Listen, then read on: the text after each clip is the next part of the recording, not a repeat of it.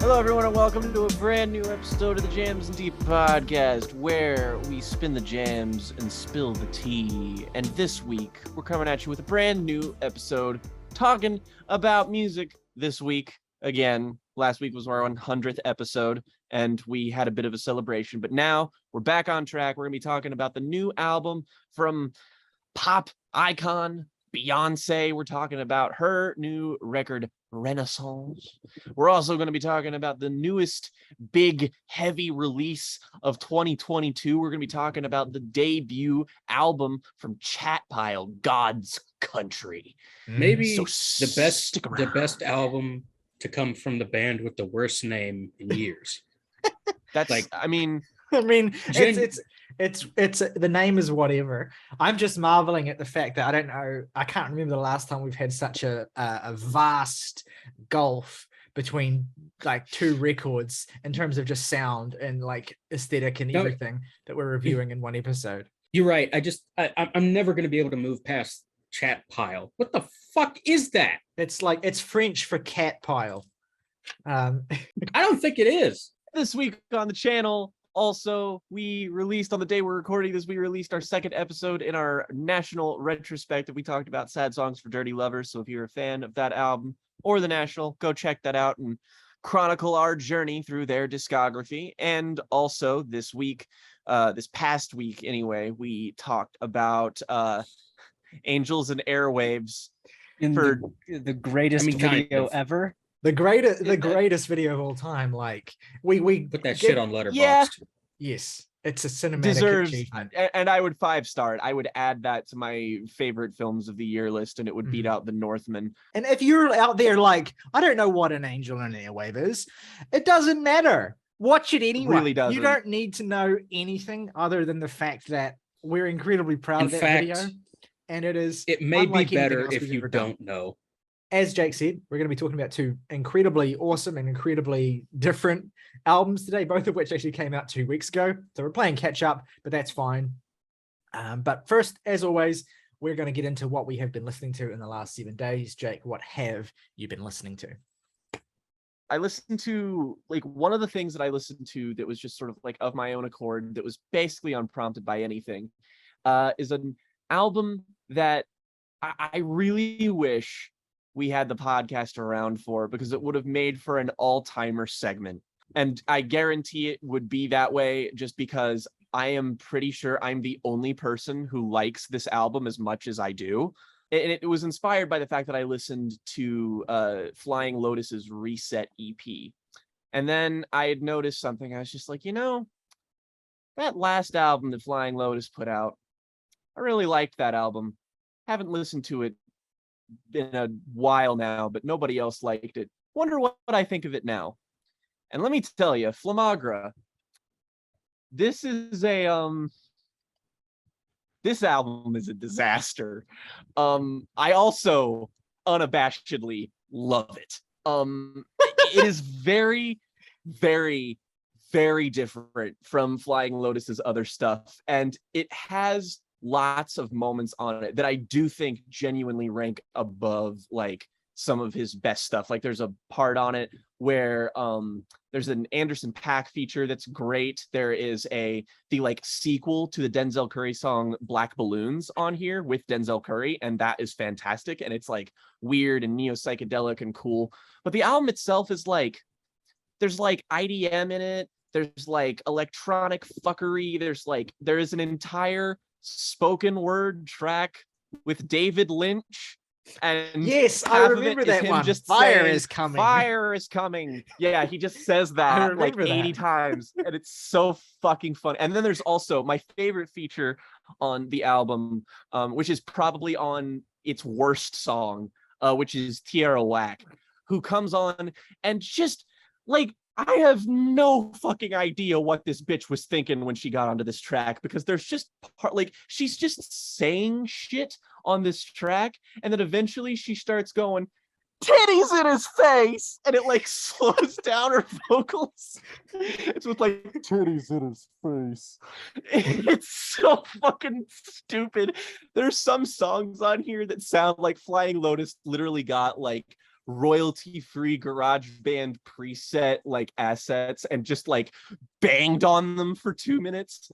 And there are a lot of really interesting components to the album that do feel really cool and that are like really texturally fascinating.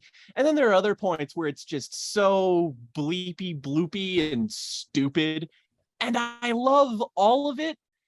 I mean, again, it's a disastrous record. I completely understand the reception that it got. I enjoy it from front to back though, because it really does feel like it has like the cover of the album is this insane, trippy, Hieronymus Bosch-esque thing that's like this series of like weird ass different rooms and art, and it feels like you're like you just did acid and you're just walking through like it's like Alice in Wonderland, but like, you know, Thundercat is also there. It is a musical experience that is wholly unlike anything else I've ever had. It is like the album that contains the most unashamedly bad shit that I like. So, I mean, I guess that's somewhat of an endorsement. On the other side of the coin, like, I guess this is just the year where all of like the podcore bands that have gone away are returning, because an album from a band that we've never really talked about on here, which is like criminal on our behalf. The fact that we haven't done a record club on this album, on this band's most beloved record, is something we need to rectify like this year. But rock band Anberlin is back. They have a new EP out called Silverline, and I took it upon myself to re-listen to just some of my favorite stuff from this particular band, specifically their album Vital, which is just one of the best alternative rock albums goddamn ever. This band gives you albums that are just fucking, they are tight as a drum, and Vital is fire from front to back. Like, this is maybe the most consistently like energized this band have ever been, and that's saying something, because they're not like a band that tends to like dabble around with moderation all that much. But this is just banger after banger after banger after banger. And it's weird just because like Anberlin is a band that I really think haven't gotten their due yet, but is like due for a reappraisal, just because you look at their like rate your music page and it's just like a litany of just like, why the hell isn't Cities bolded? Why the fuck isn't Vital bolded? Why is New Surrender at like a 3.1? What? Rate Your Music doesn't understand emo. And like, this Very is a true. band that has such a wide appeal that, like, again, Cities should be a classic. Everyone who likes this kind of music, like if you like shit like Jimmy Eat World, this is so core, like it's not even funny. I feel like, I know Riley's heard it and I know Connor's heard it, and they both agree that Cities is a great album. Cities It's is one of the first fucking albums that fantastic album. it has some of the best songs of its decade on that record, like at least two. I think The Unwinding Cable Car and Finn are just two of the greatest rock songs of all time. But they have a new EP out called Silverline, and I was like, all right. I wasn't a huge fan of their final album, Lowborn. It was good, but it's probably like my second to least favorite of theirs. So I was just kind of like, I wonder what they're gonna sound like. And aside from like one or two tiny production nitpicks on like 2 songs on this 4-song long EP, this shit slaps. I'm so happy this band is back and they actually sound like they have something to work with sonically. They sound as energized as ever. And the song, I mean, it's just, again, front to back fire, shit rules. And also the lead singer is just one of the best rock vocalists like fucking ever. Dude has an angelic voice and he has just like incredible range. And it doesn't matter, like he manages to mold his voice in so many different ways across their entire discography. That's just beautiful. Oh, this was only a matter of time. Shocked it didn't happen sooner, but Jake has finally entered his Bob Dylan era. And I don't know why it took me this long. He has an enormous discography. Like, Bob Dylan is the Miles Davis of white people, in that motherfucker has too many classic albums. That's a Um, sentence that has, I guarantee you, never been said before by anyone. I'm Which glad to lay claim doesn't make to it then. sense because the statement itself makes a lot of sense. It's true, and I'm glad to break new ground here. It's very weird though. How because does it before not I make even- sense? They have a lot of albums. That's literally the only level on which I no, they have a lot of Extraordinarily- canon albums. Yeah, extraordinarily influential. I Two of mean- the most influential musicians to ever exist. Sure. Just about on the same level, absolute titans of their respective fields.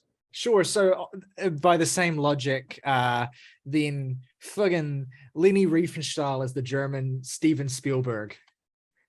Why did you have to go for a Nazi and a Jew there? Why did you do Yeah, that? okay. Why did you do that? Just, I'm really glad whatever comparison you made you look like a horse's ass. Yeah, sorry. Let's move on.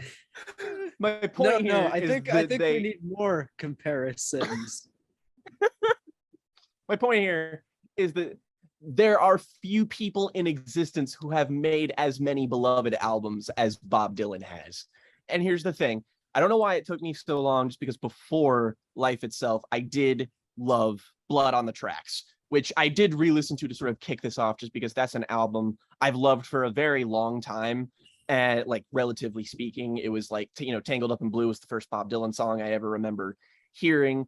And I spun that like 3 times this week, and even went out of my way. The highest rated bootleg on Rate Your Music is actually the New York sessions of Blood on the Tracks, where the recording is a little bit more intimate sounding. It's preferred by some people, and I don't know if it's just me having the original version in my life a little bit longer, but I do still prefer that one, even if there are lots of choices and occasional slight lyrical changes on the other version of the record, which I would say is like worth hearing. And there's also Blood on the Tapes, which is another bootleg of Blood on the Tracks that is very highly rated. I haven't heard that one yet, but I will, just because, I mean, God, this is an album that was long in wait to get the Jake 10 out of 10 bump, but it finally happened, and god damn, I still love that album so goddamn much. Again, trying to pick a favorite Bob Dylan song is like trying to pick a different favorite like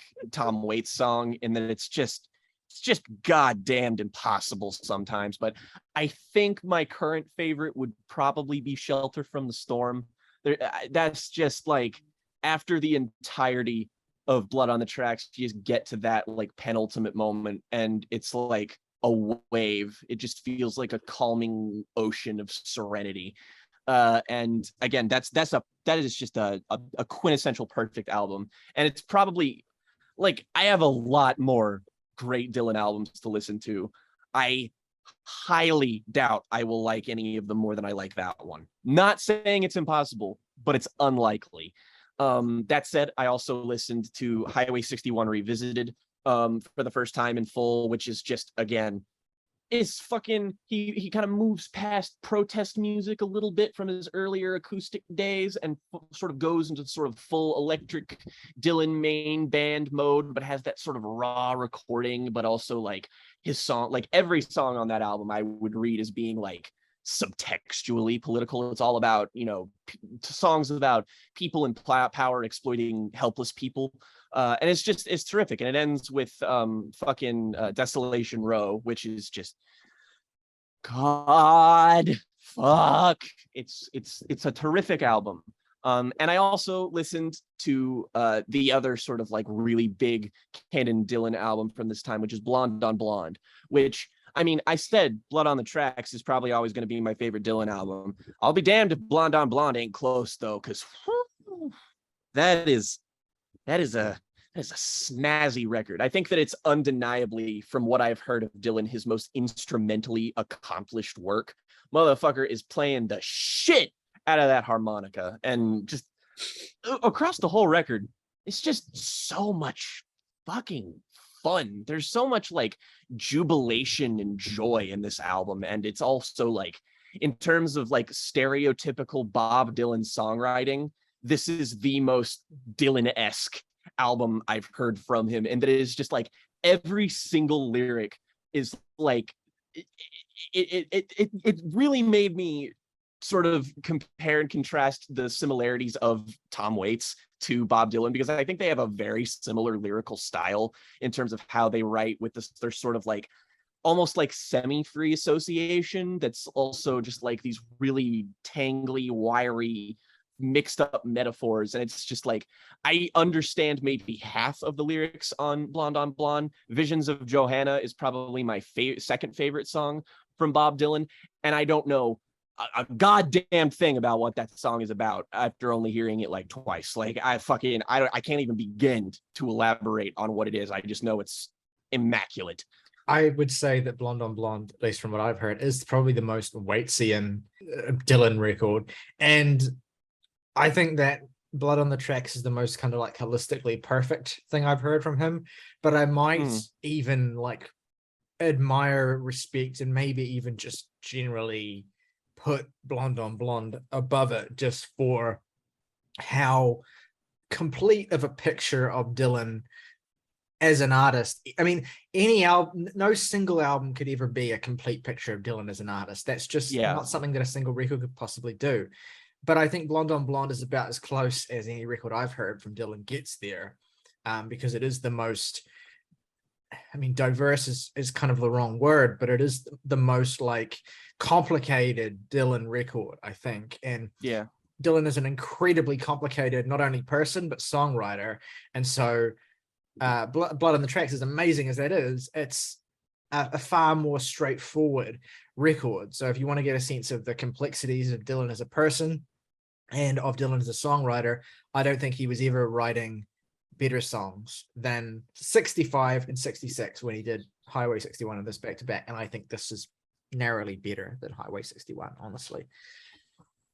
I actually agree with that. I love Highway 61 a lot, but it does sort of like lack a certain personable quality to it that I find like so much humanity and stuff like Blonde on. Like if I was comparing it to Waits records, Blonde on Blonde is Bob Dylan's Rain Dogs, and Blood on the Tracks is Mule Variations. I find them to have very similar, almost like tones and moods and sort of musical kind of verve. You have the one that's like the big, like Blonde on Blonde is like a giant blues rock party that's like 70 minutes long, and then Blood on the Tracks is just like this really dour, introspective, semi-breakup album that's just, I mean, it's crushing to listen to depending on when you listen to it, because I think the coolest thing about Bob Dylan that I've discovered so far is just that versatility he has with his lyricism of just like, damn, Blonde on Blonde is an album where every single song, I'm like, I could listen to this in a year and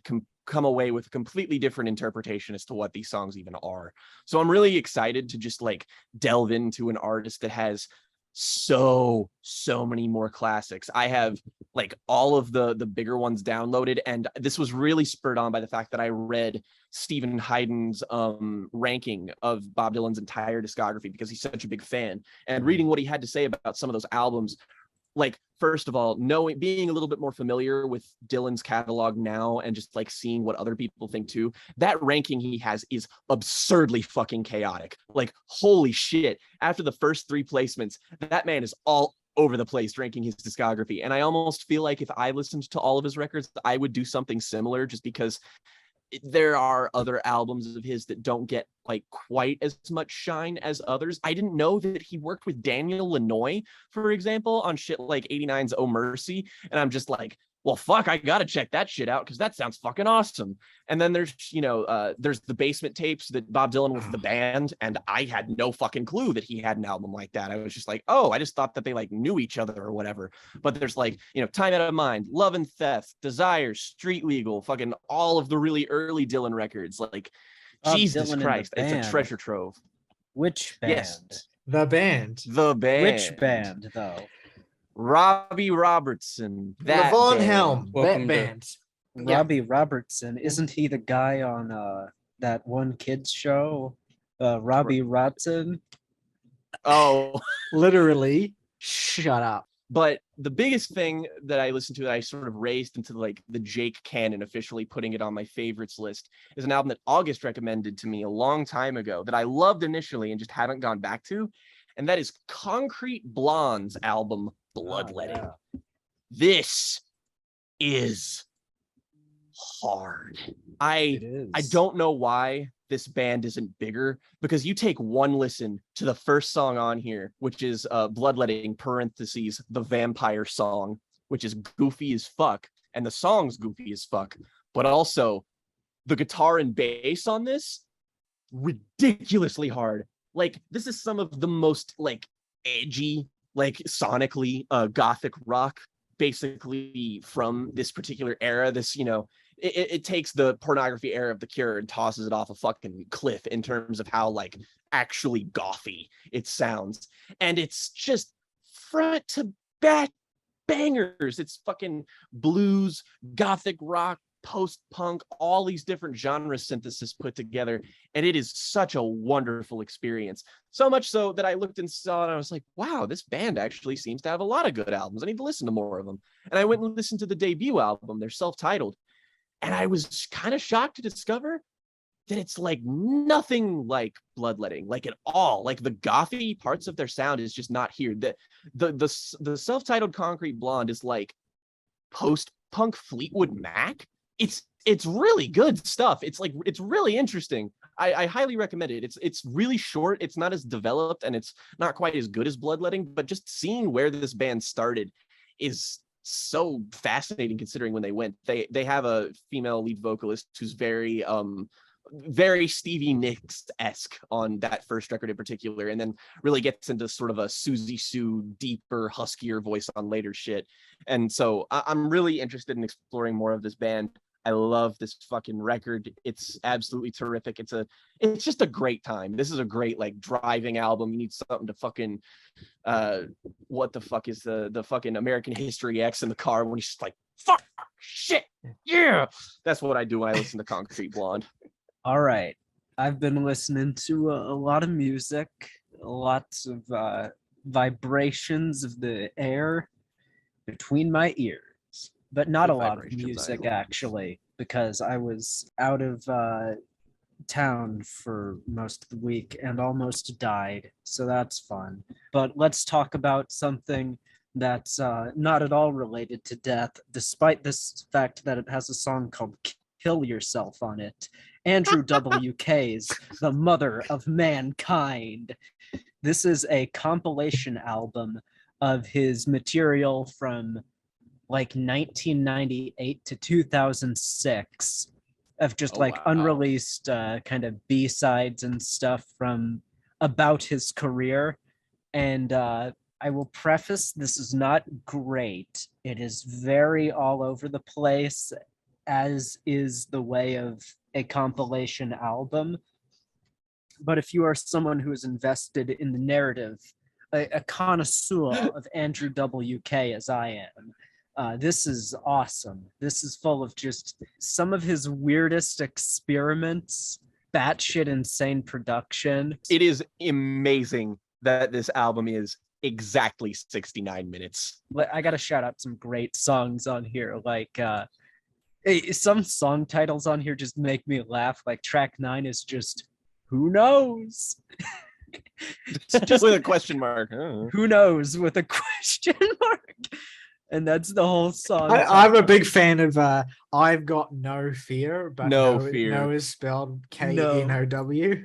There's some weird moments on here where he'll get into like New York club electronic songs, and then he'll have just hard rock songs, and then these just wall of sound blistering like what am I even listening, like a great song in that category of what am I even listening to is Serenodo, where like the whole refrain is just Serenodo, come get laid, but it's like blown out and it's gigantic, and it like if you have this album anywhere above like 25% volume, you're going to get hearing damage because it is so fucking loud.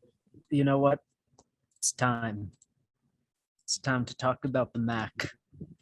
Return of the Mac. The Mac is back. And this time, it's portable. Portable sounds. Yeah. That was so slick. Well done.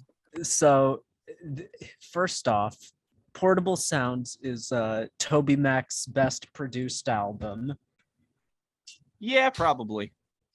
This at least of what I've heard, this sounds like genuinely very slick and polished in places. Momentum had a very scrappy, kind of patched together sound, and Welcome to Diverse City had a much more unified but still very scatterbrained sound to it. This is, I think, where his kind of poppier ambitions have finally come to a head. And TobyMac, he's got it down, because this record through and through sounds pretty consistent. And there were, I'm not gonna lie, moments where I got lost in the kind of just pop groove of it, and I was with it. Truly TobyMac's renaissance. Yeah, this is crazy, because this is a TobyMac album I was with. And then you get to the song Ignition. And Ignition is crazy. Oh, I listened to this song so much as a kid. So much. He's taken like the Linkin Park stuff and what sounds like splashes of like Claudio Sanchez vocal intonations and melding this together on this unwieldy track that is it's kind like of Coheed and Cambria covering Catch a Fire. Yeah. And it's a track that is ultimately, as are the best TobyMac songs, about basically absolutely nothing. I've heard this song like 100 times. I've got no fucking idea, man. It's You just just gotta turn on the ignition. I have to wonder about the long-term consequences of this. Like, it may be for the better, it may be for the worse, but I don't think August is going to be the same person by the end of this endeavor. I'm excited, but also scared. This is awesome. This is a great album. Oh, the True Dog bit is so funny on here, because for one, we get to see True Dog grow up a little. You know, his voice is actually way more mature than it was. And there's an absolutely insane line, which Toby definitely wrote. And it's so funny because he wrote it for his son to say, to rap. Shake it, don't break it. It took your mama 9 months to make it. And this is his son singing this. And this whole track it's actually kind of a sweet, cute song with their banter back and forth. Yeah. But that one moment makes it beyond memorable in the Mac catalog. I will say, if I have to criticize anything on here, it's that one world. Come on, Toby. This is getting a little stale. We've heard this same kind of opening. Yeah. I get it. You want to call back to Hey Now. I'm tired with it, buddy. You got to step up your game. No, that's about all I have to say about this TobyMac record. Maybe not as funny as Welcome to Diverse City, but I think in the quality department, he's definitely upped his production game. He's got the pop thing down. He knows what he's doing by this point, man. Truly, what is funnier than Diverse City? Nothing. So actually, the only thing funnier than the TobyMac albums themselves is reading the positive reviews for them on Rate Your Music. The people who give these albums like a 9s and 10s are like braver than the troops. It's so fucking hysterical, man. The positive reviews on this one are so funny because there's 2 of them, and I'll read them both. So first, yet another excellent album from TobyMac. While the filler is still present, it manages to be less annoying, parentheses, and accordingly has me raising the rating a 0.5 star. And then the next review, yes, I agree. Really good sounds that I can listen to over and over again. You did it again, Toby. I love how that review is just like a response to the one other review, and it was made like 2 weeks after. I love that this also person from an account that has only rated 2 albums on their entire profile, and one of them is Portable Sounds, and the other one is like a Christian pop punk band called Reliant K. Oh my gosh! Ooh. Wait, the other Reliant guy K also has sucks. Reliant K rated. The other Yeah. guy also Not has good. Reliant K rated. And Wait, their they have last... a bolded album? What? Wait, They do apparently. Reliant K have 2009's Forget and Not Slow Down with a 3.70. oh wait, What Connor has the it at a Connor has it Connor an has 8 it out at a of 10. 4. Yeah, so So- there we go. Holy shit. 4 out maybe of 10. 4 out of 5. maybe they're good actually. No. They didn't start good. They didn't start good. Yeah, Let me tell okay. you that much. This perhaps I've jumped in to Reliant K in their flop era. I like that some of these album titles are amazing.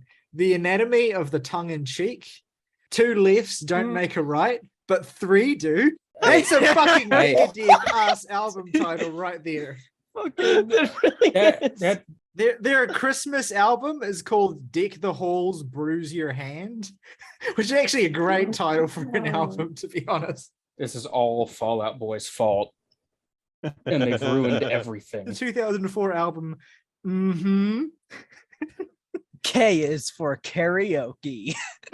Jesus. That's another awesome one. This is like the most like twist of fate tangent that we could have possibly ended up on here. And now as a result of this, I'm going to listen to this band that we just discovered Well, through a random yes. user who's only rated 2 albums and hasn't been on this website for 15 years. I choose to believe that user is TobyMac. What's funny is that if well, that's it would TobyMac, seem then the TobyMac album is the lower rated of the 2 that they've rated, which is just really Yep. funny. No, because he's modest. Yeah. He's a very modest guy. I'm going to assume that August is done and say that Gorguts Obscura. Yeah. What'd you think of the record? Hard to say. Because I was worried when, like, not worried, but like I didn't know whether I thought you might think too much. I wasn't, but, Yeah, but me too. equally, I thought I you was could curious. very much be like, "This is God," in the same way. You know, I guess I fall more towards the former camp. It's a little, I think it's a little too long, and it at a certain point it just becomes a little repetitive if you're listening to it all the way through. For at least the first couple listens, things just kind of start to blend together. This is where I appreciate the brevity of something like Calculating Infinity over something like this. But I mean, like Jeff, fucking Christ, dude. I feel like I'm not doing this band justice, or Jake's pick for me justice, by the fact that I'm like I am at a loss for words listening to albums like these, because like I don't know how to process this. It's just like the grossest shit anyone has ever done with a music note. It's almost like a litmus test for extreme music listening. It's just like, how much can you actually tolerate before you're like, all right, I I'm gonna go. I think if you like put someone in a room and force them to listen to the song Clouded like maybe 6 times in a row, they would probably be just completely unfixable by the end of that Yeah. experience. Most normal people. Because there's like moments on this record where like you'll get, because it's like, I mean, we're talking tech death here. This is as dissonant as tech death gets. Like this is like, but also like it's like dissonant, but it's also like the compositions are like, you can tell they're composed. It's just like they're composed with but using the same kind of rules of music composition, except that instead of like utilizing conventional structures of melody and harmony, they just essentially do the exact opposite. So they like whatever 2 sounds sound or chords or notes sound naturally good as a progression, they'll like just do the exact opposite of that, and they'll like invert those sounds, and the whole thing just sounds completely like it's an album that has been physically turned inside out and played in like a I can't even describe it. It's like it's like a normal death metal album, but it's been like pitched down so everything sounds wrong. They just took Yeah, the bell curve and fucking inverted that motherfucker. The thing about this album is that not a lot of Gorguts fans are going to agree with me on this, but I view it in very similar context that I do Jane Doe by Converge, in that I love both, but I certainly respect it more than I like it. And then they sort of take that idea and then elaborate upon it for like the next decade of their career. And I just find those elaborations inherently more interesting. Like, I think you'll probably love the next album in their discography the most so far. You'll really like I would say that it's better than Erosion of Sanity, and then you have Colored Sands after that. And I just think that both of those albums are like obscura, but like worked into just a way that somehow feels more unfriendly but less dissonant than Obscura is. It's very difficult to actually describe. You'll understand once you actually get there. Yeah, the only other thing I will shout out is I listened to Porter Robinson's Nurture since Riley said that was one album that it was Wish that we reviewed, right? Yeah, that's right. Yeah. That album gives me the same feeling that a lot of like Makoto Shinkai films give me. Yes. It's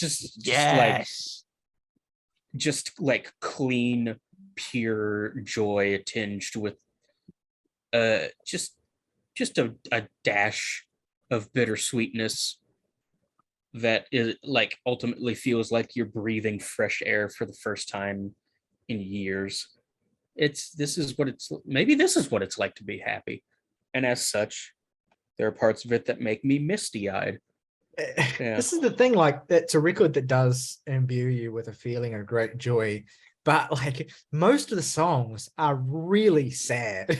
like if you actually think about what most of the songs are about, they're really sad, but it's kind of like in a way that feels like you finally figured out a way to kind of reckon with those sad parts of your life and not let them kind of bog you down anymore, which is, I guess, what, Look at the Sky, the first big song on that record, is all about, really. And then the rest of the record kind of, retroactively gives that more weight.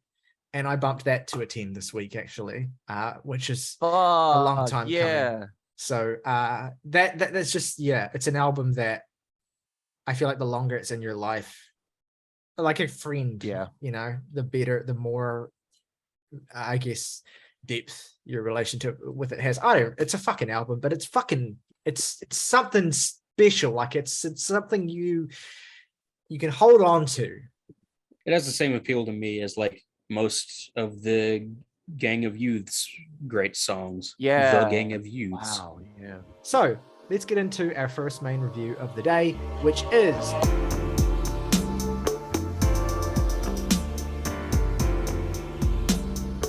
the new album from Chatpile, God's Country. Chatpile are an Oklahoma-based noise rock, sludge, punk band fronted by Randy Rules, aka Ray Gun Bush. The most amazing. I can't tell which of those names is fake. Yeah. Ray Gun Bush is the most amazing name for like a sludge punk frontman of any. Only the second to Luther Manhole. Yeah, the guitarist Luther Manhole. God, that's so good. That is a Longmont Potion Castle reference. Wow. Okay. Really? Very yes, unsurprisingly. it's a reference to one of his call. It's a reference to his call Clown Motel, where the owner asks him what his name is, and he says Luther Manhole. Amazing. There's also Captain Ron on the drums, and Jared Stimfel mastered it. Yes, everything that has been said in the last 3 minutes has been fabricated. So Chat Pile are a band that have risen to quick acclaim. They secured a Best New Music from Pitchfork, which is a rare occurrence for a noise rock sludge adjacent band. They've really broken through to wider appeal without sacrificing the idiosyncrasy and utterly unfriendly bullishness that has always characterized them. This is their debut record that comes on the heels of two fantastic EPs they released in 2019 called This Dungeon Earth and Remove Your Skin Please. And God's Country, their debut album, delivers on exactly what you would want from a band that released EPs with those titles and then an album called God's Country. This is vicious. This is unhinged music. I am obsessed with this album. I've listened to this album like 8 or 9 times, I think, since it came out, which is definitely more than the mean for records that we review. And I know we've had it for 2 weeks, but still, this is an album I find myself... Oh, man, smoking weed in my bedroom. I mean, not only is this a great noise rock album, like musically incredibly accomplished and just very charismatic in terms of the personality of its frontman and just the band in general, it's like it's just like perfect meme fodder as well in a way that doesn't undermine it. The way like accentuates it. Purple Man! He's just my room. living in my Stop head. coming into my room. Free. Stop looking at things that are meant for you. And of course, the song that it feels like, the other song that it feels like everyone talks about when they talk about this band. Why do people have to live outside? On the street? Why do people have to live outside? I don't want to live outside. Buildings with heat. We have the resources. We have the means. We have the memes. That's true too. Chat Pile are coming straight onto the scene and distinguishing themselves as one of the most unmistakable punk noise rock bands working today. They have a really inherent talent for just grabbing you by the throat and just bashing your head in with some of the best musical arrangements on any hardcore album you'll hear this year, as well as sentiments, lyrics, a general style and appeal that I think will even make them an entry point into this more hardcore area of music for a lot of people who don't listen to a lot of it, which I think is maybe evidenced by the Pitchfork reception. This is a band that understands how to make an impact, what resonates with listeners in 2021. So how to kind of get through to audiences with stuff that's really affecting, bite-sized, self-aware, ironic, wry, but also just so full-blooded as well in every step. Like you have the song Why, which is of course a song about homelessness, a song that is like, already feels like a kind of punk standard and has this approach to its subject matter of like kind of just blunt lack of pretension whatsoever, to the point where, it was almost like underplays its point, and as a result of that becomes all the more affecting than it would be if it tried to be like nuanced. It doesn't need to have nuance. It takes on a kind of a horrific real life topic that is so we're so conditioned to accept as the norm, and just kind of like stares at it and makes you stare at it and see it for the horror that it is. And a lot of the record is in that mode as well. It's not all about like, massive sort of social issues or anything like that. There's a lot of subtext there, but a lot of the record, one of the things that really stands out to me about it is, well, first of all, Reagan Bush's writing is, I would say, deeply disturbing on a regular basis. There's songs on this record like Pamela, for instance, which is maybe my favorite thing here, that immediately it's skin crawling. Like the lyricism, the sentiment, the way that he kind of just screams, resurrect my son at the end of it. There's like lyricism throughout this record that just, there's enough of a kind of context and framing for it to be eerie and unsettling, but also not quite enough for you to fully understand it. And it just leaves it in this place of being just really upsetting. Like in the song Wicked Puppet Dance, which opens with the lines, his skin is all fucked up, but he cooked a nice batch. Everywhere in the walls, new roach babies hatch. She says vain stuff freaks her out, so I keep quiet. Everyone says they can't handle vain stuff till they try it. Like this really sort of seedy underbelly of, you know, the American majority, essentially, that with songs like Grimace Smoking Weed and with lots of the sense of humor that I feel like this record does have, it's just very deeply rooted, and you kind of have to dig for it a little bit. I think these guys are the full package. I think that this is as essential as punk or noise rock has sounded this year in any form. I mean, the obvious other big hardcore buzz band that comes to mind is Soul Glow, and I think this is a record of a similar appeal and quality, if a little bit more in the alternative hardcore sort of less friendly space, I suppose. There's a lot of comparisons have been made to bands like Daughters and these kinds of like real sort of underground bands with a real history in, I guess, seedier forms of music, I suppose. But Chat Pile feel like they reinvigorate the type of music that they're channeling in ways that I wasn't expecting a new band to do this year. And I certainly wasn't expecting to get a record that resonates with me like this one does. I mean, and even if it doesn't like resonate fully with you, or you don't get the same sort of like raw rush from it, it's still, I think, a record that will leave an impression on you, and kind of, whether you like it or not, it's really hard to shake off once you've listened to it once or twice. It just kind of stays with you. And I think there's a lot, and I'll go into a little bit more detail as we get into it, but there's a lot that this record has going for it that I think makes it one of the most essential albums of the year, both in terms of, you know, its messages and the kind of subject matter and the topics that it tackles, but also in terms of how it reframes and recontextualizes a particular musical style and gives it an urgency and a kind of rawness that it hasn't really had in the last few years with the, what I would term gentrification of punk in a lot of spaces that bands that are coming through this year have kind of rebelled against. Viagra Boys. I was thinking of Idols, but yes, them too. Yeah, so what do you guys think? I very much kind of foisted this in your direction, so I'm curious what your guys' take is on this band, on their sound, on what this record is doing. When I first listened to this album, it took me a second to realize exactly what it was doing from my perspective.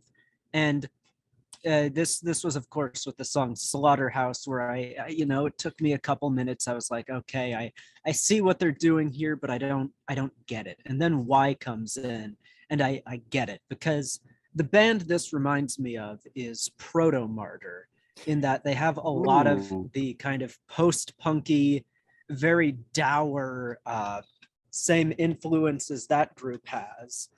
Y is a song where I think this band really finds a good way to balance this kind of immediacy, this hookiness, this poppiness, this, I guess, accessibility to this more extreme sound, which, with that context, it makes perfect sense why a kind of pitchfork-centric audience would respond well to a record like this, because it's not trying to be completely unfriendly. It's finding a merger between, I guess, if we're going to go with anachronistic YouTube comparisons, it's finding a good merger between boogie and pop.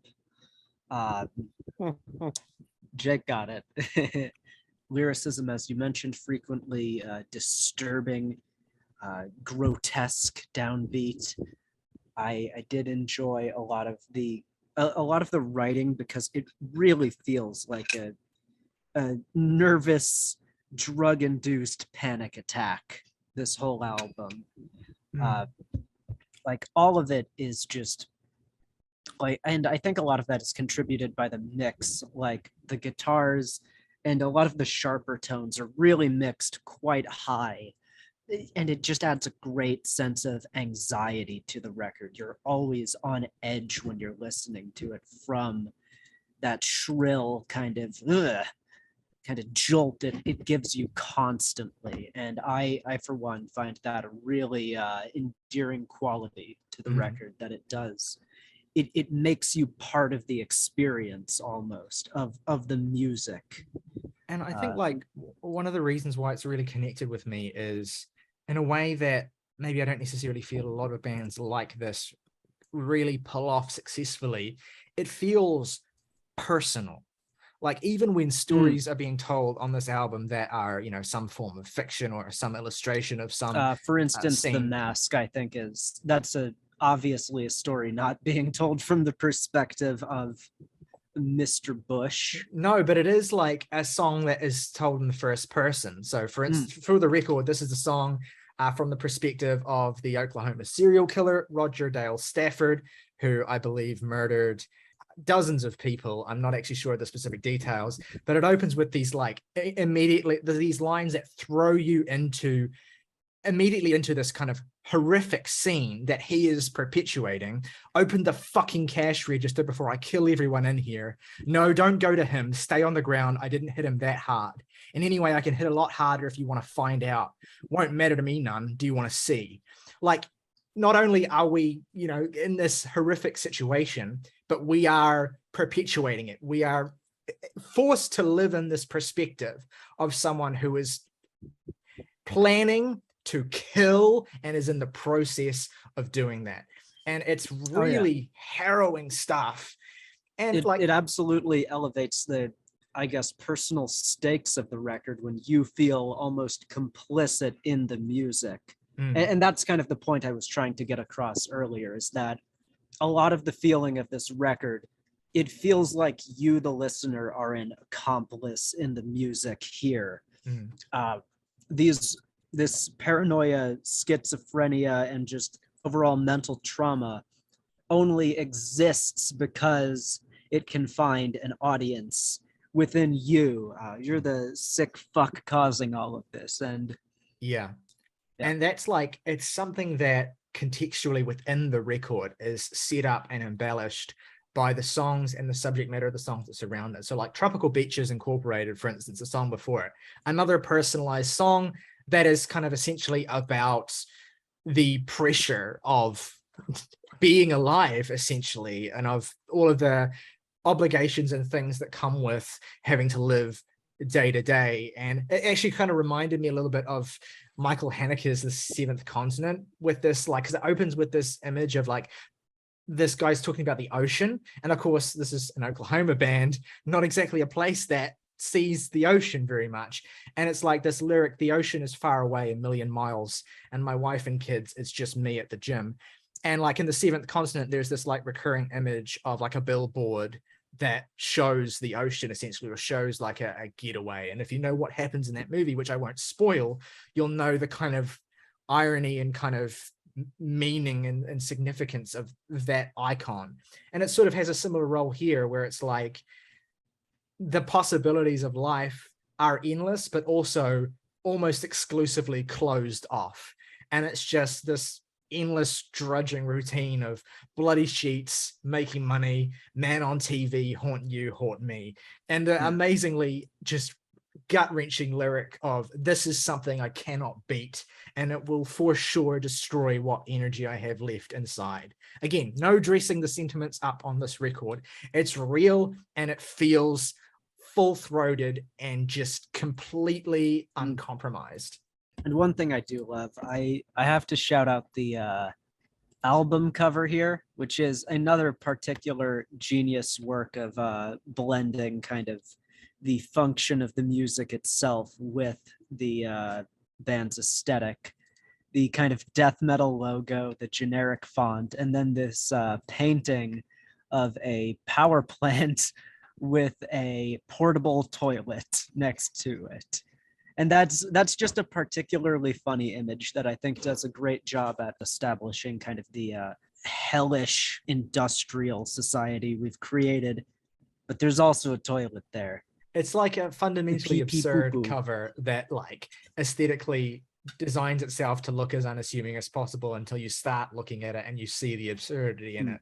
And that I think primes and you it for the fits record right really with well. the band. Absolutely. Yeah. Yeah. So I mean, like, I always love when aesthetics can like merge with the actual product being presented, because that's an extra level of detail that shows me you care about, if you care about your presentation that much, it's quite obvious you have a care about the detail of the music itself, which evident enough.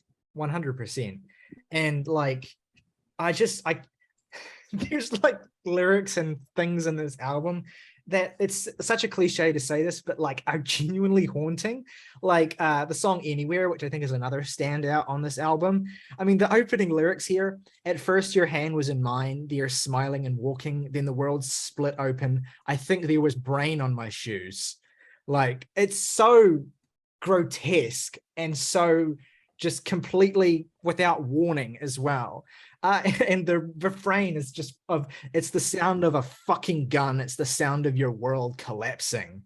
The world is so still now, invaded by hands flailing, forming trails before me, suddenly broken by screams, coming up from the earth, standing up from the ground, blood on my face, blood on my pants, running like hell from the sound. Like, functionally, this is a record about the grotesque, horrific mundanity and the impossibility of escape from that punishing mundanity and all of the, ugly sort of capitalistic systems that are structured to keep you locked into that. And it is a record that communicates that horror just through this really awful and bloody and violent imagery of like sudden acts of just terrific, spectacular pain and suffering that are so commonplace that their horror is just like this constant state that you exist within.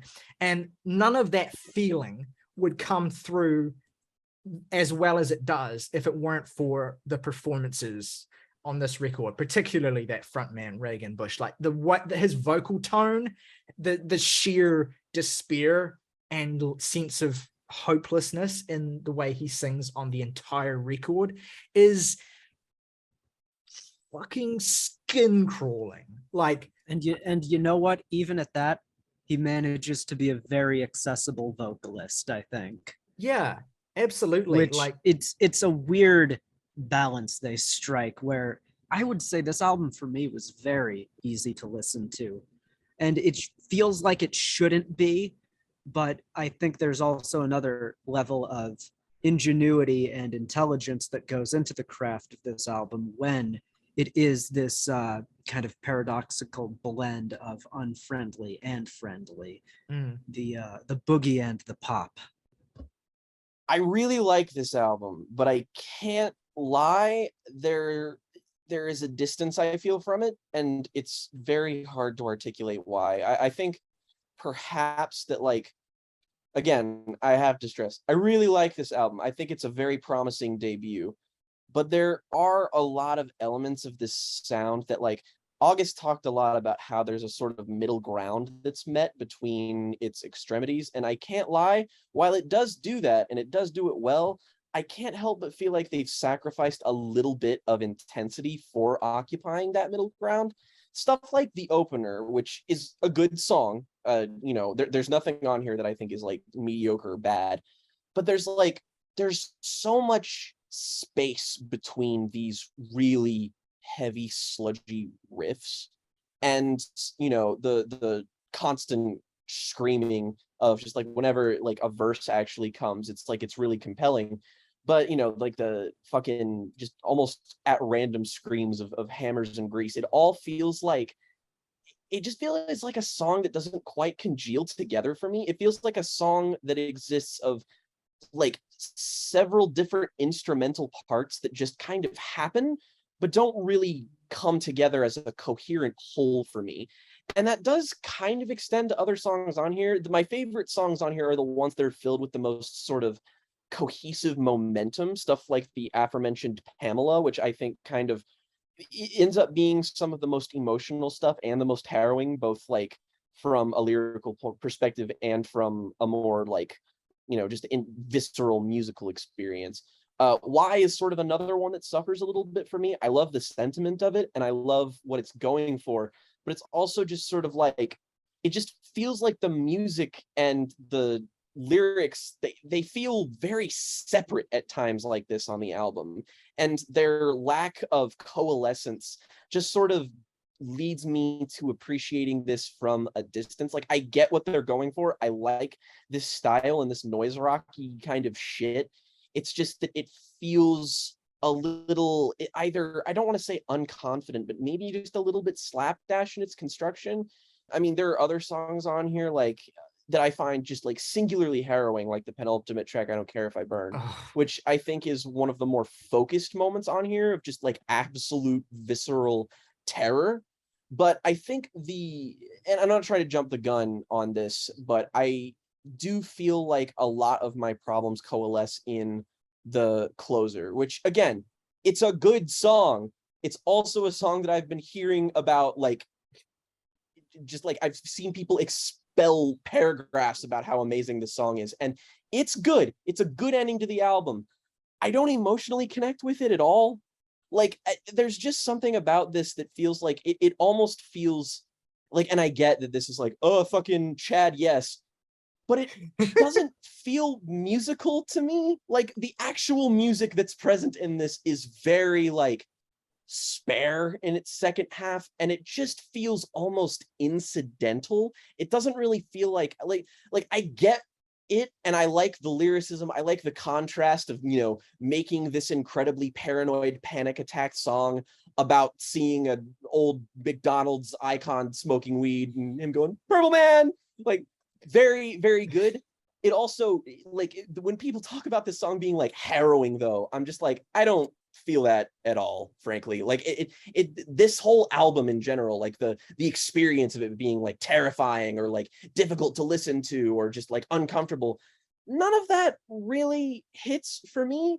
Like, it just, I don't know, maybe I've been conditioned to like a certain kind of noise rock or a certain kind of hardcore music, and I expect something out of it that isn't quite fair when an elaboration of its style comes out like this. So it inherently, like, maybe I have to work for it a little bit more. But every time I listen to it, I found myself periodically clueless as to what the band was going for. There's lots of moments where they give you breathing room, but the breathing room doesn't result from like tension dispersal. It really just comes from a fact of just like, what exactly is going on here? I just feel like this album needs like a solid tightening, and then I would be like, yes, over the moon about this. Great album. But it feels loose in a way that I can't quite fully get on board with. So it's difficult for me. That's fair enough, Jake. And if it helps, I can completely understand having that experience with it. It's just an album that is built in a particular way. There's like a quality of kind of disorientation that I feel like it's kind of constantly leaning into. Like certain songs will have like very simple and simplistic musical motifs that it will kind of like beat into the ground very purposefully to create this feeling of kind of just mundane horror that I've kind of already talked about. So I can understand that not registering for everyone. The comparison point with the closing track that I keep coming back to in my head, and I think it's maybe just because we talked about it recently, is Slipknot's Iowa, the title track specifically on that record. Yeah, actually. I thought about that. Whether or not it kind of hits you emotionally in the same kind of brutal way that does, it has the same kind of feeling of claustrophobia while you're listening to it, because you kind of, more than any other time listening to music with both of these songs, you sort of feel powerless and you feel like something really bad is happening to someone, like for real, and you can't do anything about it.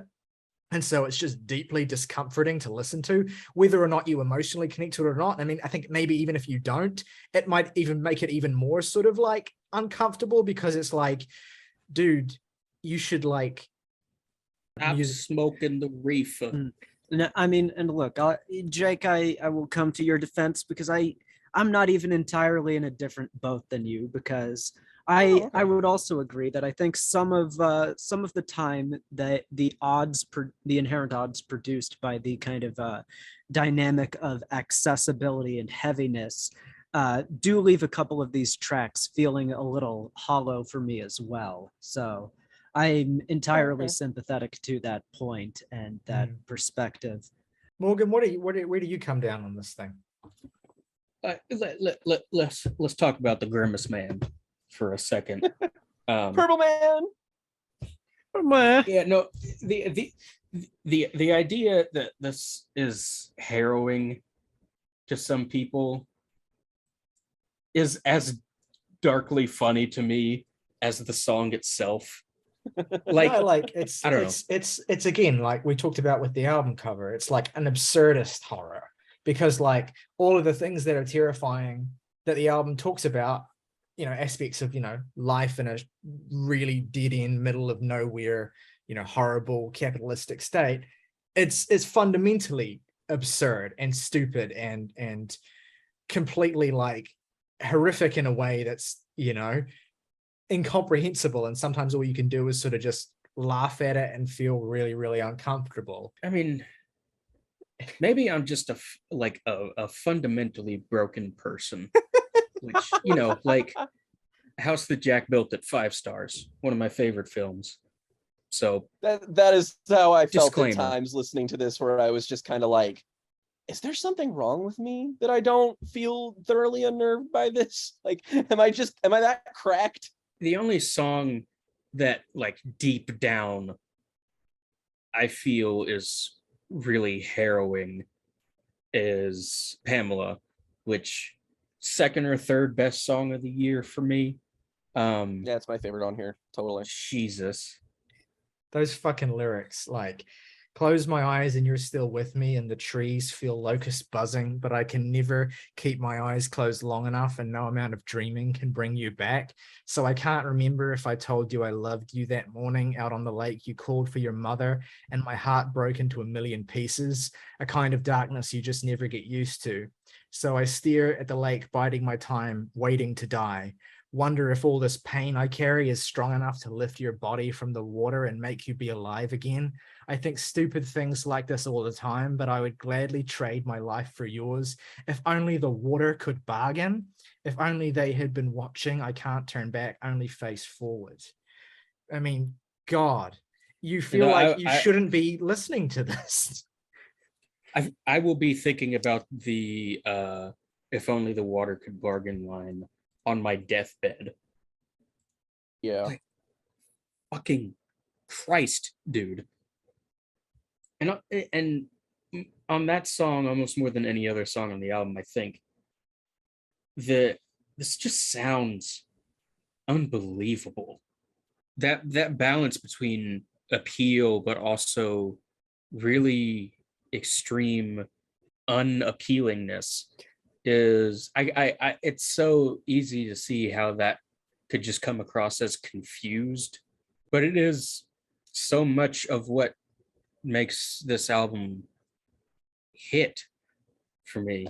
It's so fascinating to actually work through, and some of the moments are genuinely so bizarre and like almost feel like off the cuff even. That in particular is why I feel like the Grimace is way funnier to me than it is like genuinely harrowing, because so much of it feels like homie just walked into the booth and did some Homer Simpson screams and walked back out. It's like that's a song that exists in such a like conflicting state of, for me anyway, equal parts, you know, very tongue-in-cheek absurdism at the silliness of all of it, but also like there is just moments in the song like when he's like, I don't want to be alive anymore, do you? It's like I make it sound funny just by singing it like that, but the way he sings it is like, it's very Lil Ugly Mane, this whole album, kind of, in a very perverse way. It's like if he made noise rock. yeah. Little Ugly Yeah. Mane if he was white. There's like, yeah, I actually respect this song more and more, like the more appreciation I have how funny it is. Like, I'm trying to kill myself, if you don't mind. That's why I locked the door. I just need some privacy. If you mind, I'm going to open the window now and jump out face first. I know we're not that high, but if I do it right, I could break my neck.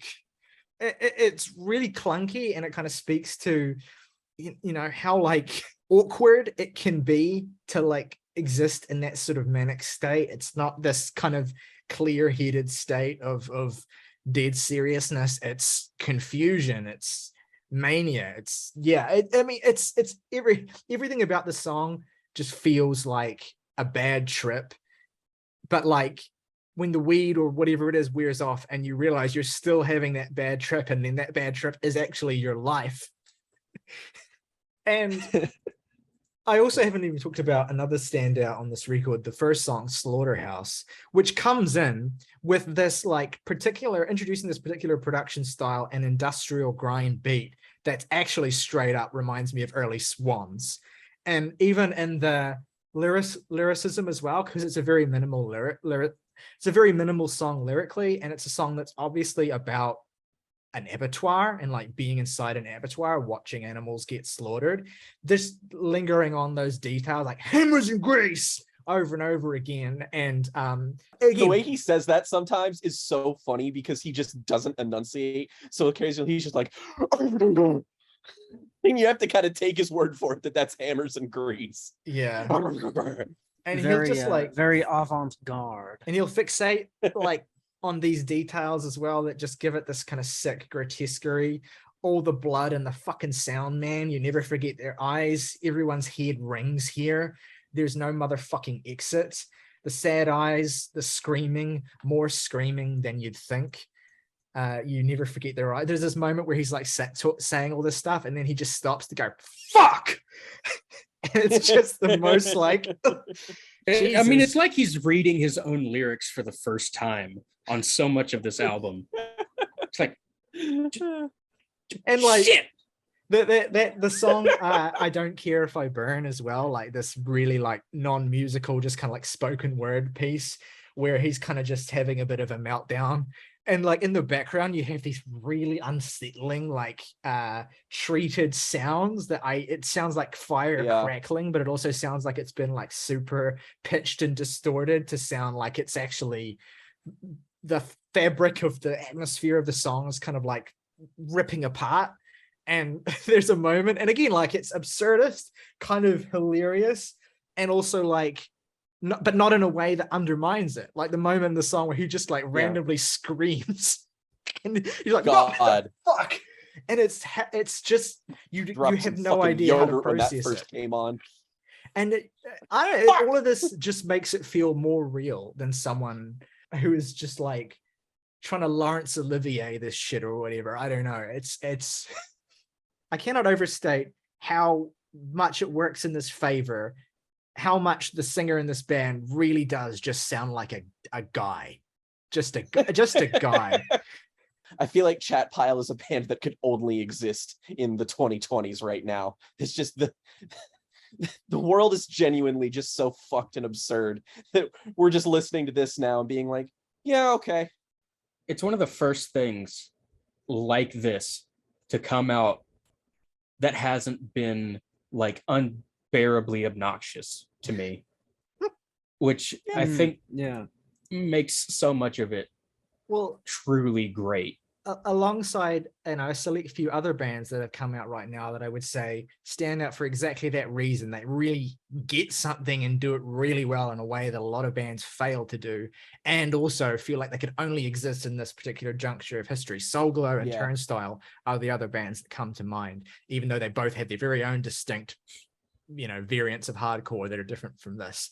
But I'm proud to say I think Chat Pile belong in that echelon. A really great addition to this new wave of sorts of like hardcore adjacent bands of various stripes breaking through more and more and making some of the most essential quote unquote music of the time at the moment. Kids who were pissed off teenagers who listened to us so much converge and became pissed off adults and started their own bands.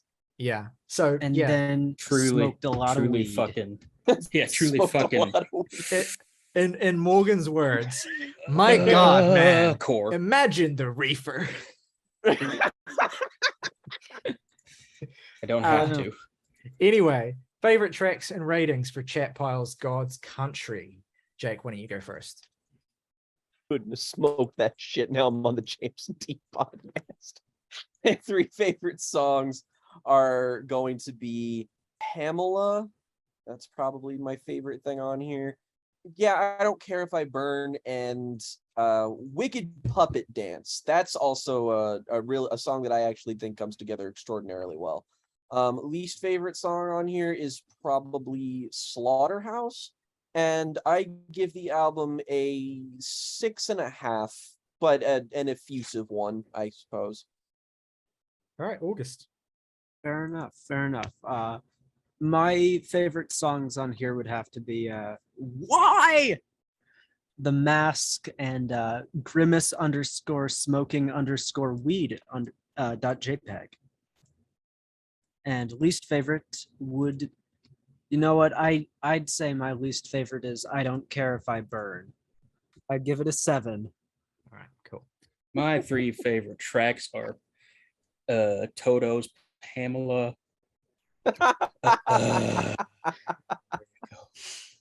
The Grimace. Ooh. And Why, and Gormus. least favorite, I will also say I Don't Care If I Burn, but like fucking everything hits on here, man. Something just has to come in last. I will give this for now a 9, but like it's already grown on me since I've settled on that rating, so I just fucking All right, my 3 favorite tracks are, man, this is tough. Pamela, Anywhere, and Grimace Smoking Weed .jpg. And you know, I don't have a least favorite track, I don't think. I am going to give this a 9.5. This is rocketed its way up to my top 5 albums of the year. Or top 3, maybe even potentially. It's kind of at 4 at the moment, but it could potentially overtake Soul Glow. We'll see what happens by the end of the year. But that means that overall, we get an average rating of 8.0 for Chat Piles, God's Country. All right, now let's move into our second review of the day, which is, of course,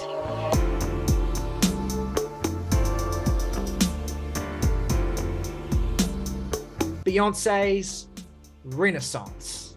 And for our review of Beyonce's Renaissance, we are joined for the first time by friend of the podcast, friend of us all, Cole Duffy, the man himself, the biggest Beyonce fan, certainly that we'll ever have on this show, but potentially in the world. Cole, first of all, thank you for joining us. Why don't you tell us a little bit of what we need to know about what people might not know about Beyonce, what we need to know to kind of understand what this record's all about, where this record comes from, and yeah, you can get into your own thoughts on it as well if you want. I'll leave the floor to you. All right. The first thing you need to know about Beyonce in the context of this record is that when she was younger, she had an uncle, or really technically an older cousin. His name was Johnny, and he was a babysitter for her and her younger sister Solange for many, many years.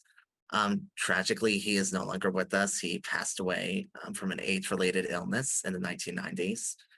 But he was the first person to introduce Beyonce to house music, to ballroom, to gay culture, which has been a huge influence throughout her career. Maybe in some obvious ways, for example, her performance style is very Tina Turner, very drag queen. And even in some other ways, such as having a persona or an alter ego, Sasha Fierce, is also a huge part of gay culture.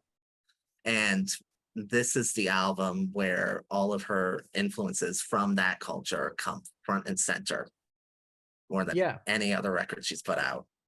Yeah, I will say this off the bat as someone who isn't as well versed in Beyonce's music as you, although I've certainly followed each release she's put out since her self-titled record in 2013. You know, at first I was, as someone who's a little bit more naive to this culture and the history and stuff. You know, I was when I realized that what Beyonce was going to be doing is essentially making a house record, more or less. I was a little bit like, oh, okay, like, and I was somewhat cynically, I tied it in my head to the new disco revival that has been a big part of pop music in the last few years. And it wouldn't really, especially this was really just off of the basis of Break My Soul, which was of course the lead single, a huge Right. song. And then it wasn't really until the record dropped and I was able to listen to it in full that I started to appreciate that this is this isn't really connected to the new disco movement at all. It's very much its own thing. It has its own set of reference points. It has its own style and ways in which it's kind of drawing on the past. And so, yeah, I'd love to hear a little bit more from you about what you see as some of the key influences on this direction for Beyonce, and why essentially it makes sense that Beyonce would be kind of pivoting full bore into this sound in 2022. Big part of that is because of the pandemic. She mentioned that she had wanted to make an album that was a lot happier. She wanted people to dance and feel some kind of joy again, particularly with the past couple of years in our lives. And that new disco revival is a factor. Kylie Minogue dropped disco in 2020. Jessie Ware dropped her album. Lady Gaga released Chromatica.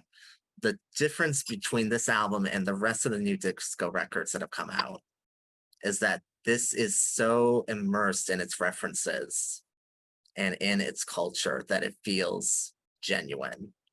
Like sonically, for a pop stars record, I haven't felt an album speak so closely to us since maybe Erotica by Madonna, which is like 30 years old at this point. And it makes sense, going in this more happier direction, because her last couple of albums have been very serious. Her self-titled album had a very dark sound to it, talking about postpartum depression and infidelity and feelings of loneliness and a marriage. And then Lemonade, of course, is all about the fact that Jay-Z cheated on her, and also the history of Black women in America, which is also a very grim and serious topic, unfortunately.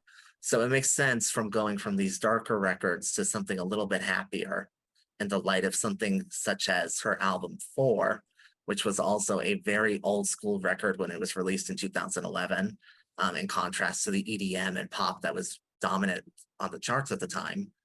And also more like her second album, B-Day, which was a lot of funk and soul and loud and fun. Yeah, one of the things that really struck me while listening to this, obviously Beyonce has always been an artist with, so this is a vast understatement, but a huge degree of confidence and assertiveness, and a sense of ego that's very, very befitting of the kind of pop star and icon that she is. But one of the things that really struck me about Beyonce, particularly on this record, relative to some of the other things I've heard from her, is how aggressive she is.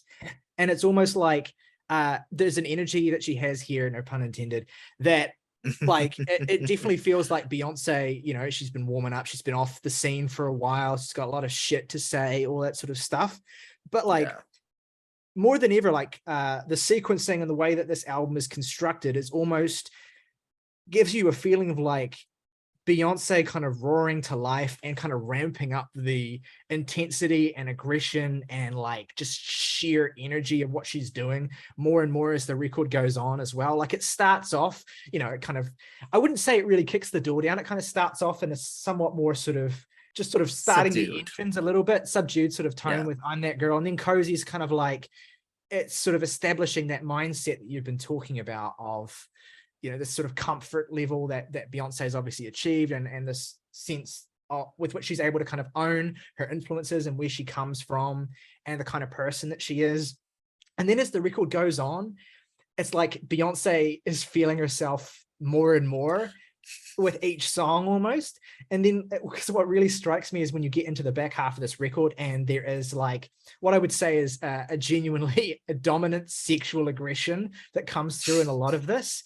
That's not new for Beyonce, of course, but it feels like she has less of a filter almost, and it's kind of just there are points where she's kind of she has certain lyrics that she says, things that she says where I'm like, oh, you've really you're not dressing this up at all. You're just fully. She's in don't hurt yourself mode for the entire back half of this record. Well, it's also it's something you were saying before, Cole, as well. It feels like she's kind of embracing the camp and the sort of extraness of where she's coming from and where this music comes from and the sort of style of performance that this kind of music demands. She's embracing that more than I have heard from her, maybe in the motion that she has in a really long time.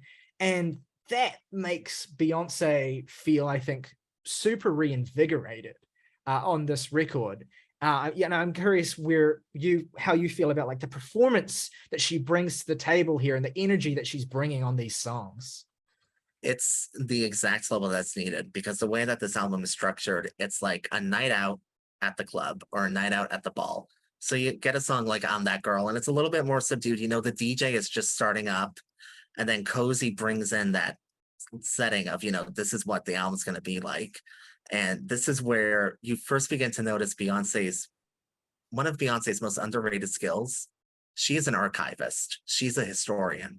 So she brings in T.S. Madison, how she's Black and how she's comfortable and proud in it. And then even in a verse on Cozy, she weaves in every single color of the updated pride flag. So she's saying, this is for my gay fans who have been here since day one, all the way. And that energy keeps ramping up throughout the album. As the night goes on, you get drunker and drunker, you start having more fun, until finally it kind of peaks for a quick second in the outro of Heated, where she's straight up just chanting like an MC at the ball, giving you all kinds of energy, like just to straight up say, Monday I'm overrated, Tuesday on my dick, you flip-flopping ass bitch. It's so good. And then she even brings in the fan claps. Yeah, it's ridiculous. Like the whole experience, the record really embraces, again, a certain level of camp excess that like you've got to just fully commit to if you're gonna. You can't just evoke, this kind of style of music. You need to live it. You need to imbue it through and through. And look, I'm not a prudish person. I don't think of myself as a prudish person, but there are moments on this record where I'm like, oh, okay. Jay-Z is getting pegged every single night. So obviously, if you weren't sure before, you're fucking sure now. Well, I mean, the only area in which I would disagree with that is I'm not sure she's sleeping with Jay-Z anymore. I mean, who are we to speculate? But I mean, when you hear a song like Church Girl, for instance, there is just no Church Girl and Thick, like songs like that, where not only is she leaning into this like a super risque sort of style of performance as well, that feels like it integrates, particular artists in the queer community and Black female rappers. Obviously, Big Freedia is sampled on Break My Soul, and there's echoes of sort of underground modern female Black artists like Cupcake and all these sort of various figures who make their whole artistic identity like this excessive, dominant, violent force of will power, essentially, that is oriented very strongly around their sexuality and around gender identity. And Beyonce just so thoroughly leans into that. And one of the ways that she makes it work so well, one of the things that complements that is, as a performer, as a vocalist, as a rapper, there's super, and again, I don't, it's very easy. I don't want to come across as though I'm like, just completely gonna just blow Beyonce nonstop, because I don't think this is a perfect record personally, but I do think that one of the greatest strengths of it is that versatility and performance, that where Beyonce is able to slip into these various different modes. And for me, now I haven't heard every Beyonce record. I've heard, I'm familiar with all the big songs from her 2000 era, and I've heard her last 3 or 4 records. This is, I think, the best album front to back that I've heard from her. The one, at least, that I like the most, the one I find the most satisfying as a front to back listen. And part of that is the fact that while she's always been versatile, I feel that she's never pulled off that versatility in an album format as consistently, excellently as she does here. Like, we're talking about how this is a house record that very much evokes this particular style of music and this kind of musical history. But Björk, I was so talked about Björk heaps lately, I almost called her Björk. Beyonce, rather, brings into this whole aesthetic, through and through. You never forget, like, how big a part of her identity hip hop is as well. And though this is a record with, I don't think there's any features on this album. There's lots of sort of there's a couple of features. Okay, so there are a few sort of features per se, but there's like, as a dominant force in terms of performance and rapping. Like Beyonce's doing that really frequently on this. She's bringing that energy, she's bringing that hip hop vibe into this house space as well. And in so many ways, you know, it feels like a confluence of so many different styles of, you know, music that oriented and originated in Black communities and in Black spaces, that Beyonce is kind of creating this miasma where it all sort of starts to come together. Yeah. All that we're missing is Beyonce's straightforward like rock and roll record, which we essentially got with Don't Hurt Yourself on Lemonade anyway. Also, that's coming. There's still Act 2 and Act 3 to go. Yeah. So there's 2 more records on the way. Yeah, that's right. I want to see her like going full on like Chuck Berry sort of like blues rock sort of. Oh, I think she will. God. I think she will. The amazing thing about this record is the fact that you can bounce from, you know, modern trap to 70s funk. I mean, she got Nile Rodgers and Sheila E on a song. Yeah. Of all people. And then Grace Jones as well Afrobeat. on Move. I that's the one I was trying to think of that I forgot. Yeah. Grace Jones is like, and Grace Jones doesn't leave the house for just anybody. no. Like, she's gone on record saying that Rihanna failed to copy her and that Lady Gaga has no soul behind her eyes. So Grace Jones doesn't like anybody. Yeah. So the fact that she was able to pop up on here, that says something. Yeah, it reminds me, like I saw a thing the other day, like a headline where I can't remember what the context was, but like Chaka Khan was asked if like she would work with Ariana Grande, and like her response was just like fuck off. Like essentially she just said fuck her. And it was like, yeah, there's this like sense where if you can get that cosign from the elder statesman type artist, or elder stateswoman type artist rather, then that says something about, you know, the extent to which it's not just Beyonce posturing and kind of putting on all of these aesthetics and sounds and styles of this earlier era. Like she's getting these endorsements, she's getting these cosigns, and she's getting this, you know, she's managing to achieve a sense of recognized authenticity in what she does that, you know, not many artists get, not many artists do. It's very hard, especially when we live and like when the realm of pop music right now is like so dominated by pastiche and throwback and the integration of elements from 3 or 4 decades ago and the revitalization of them, where so many artists base career decisions and moves on, you know, this, what has been successful in the past and what will evoke nostalgia and all these sorts of things. Beyonce's coming in here and doing that sort of thing, but actually like feeling like it's not just a callback, but actually a progression. She's taking all of the stuff from the past and kind of moving it forward. And, you know, I like Beyonce. I've always, you know, Beyonce is an undeniably influential and just a staggeringly important cultural figure. But this, to me, more than ever, feels like the most fulsome and just kind of like the most successful that she's been at doing that.